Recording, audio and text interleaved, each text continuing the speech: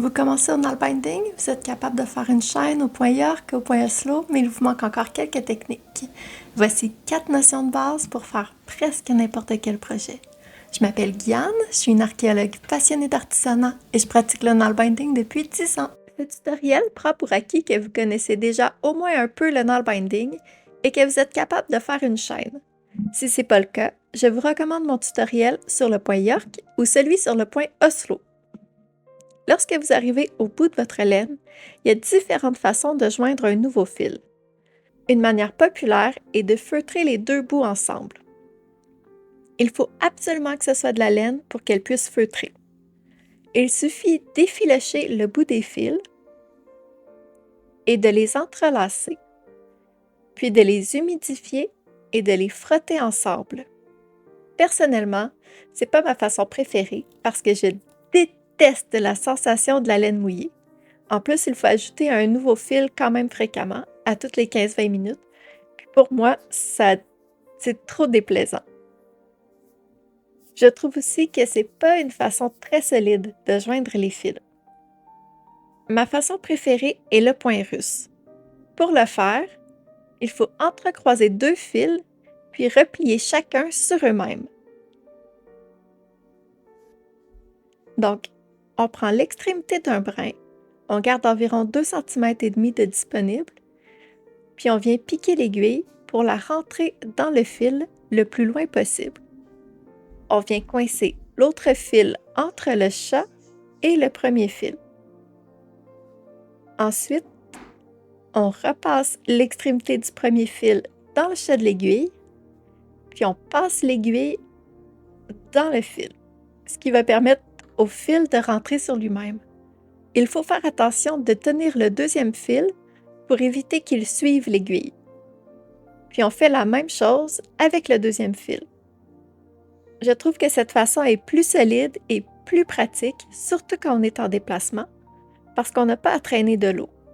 Puis aussi, la démarcation de couleur est plus franche. C'est vraiment ma technique préférée.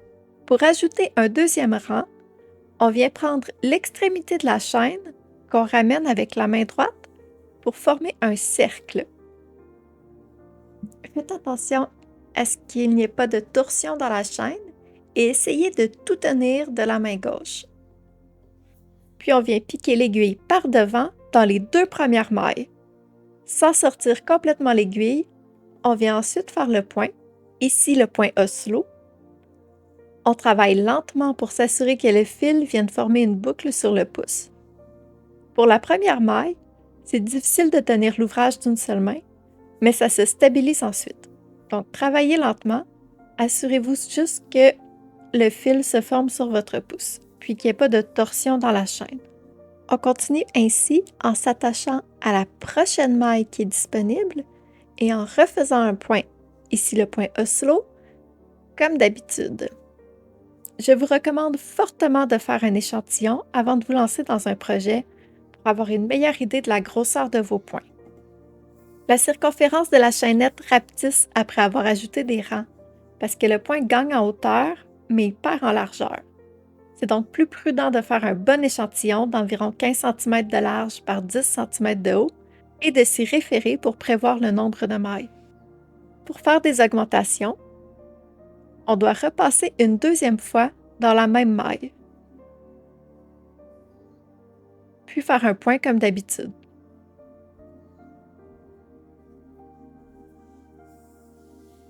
On peut voir ici qu'il y a 2 mailles vertes au lieu d'une seule entre 2 mailles grises lorsqu'il y a une augmentation.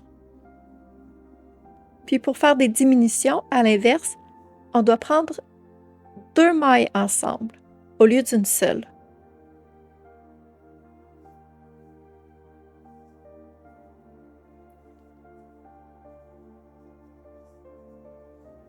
On peut voir sur l'ouvrage qu'il y a 2 mailles grises au lieu d'une seule entre 2 mailles vertes. Donc, au prochain rang, il y a une maille de moins. Laissez-moi savoir si des passages sont pas clairs ou si ça vous a aidé.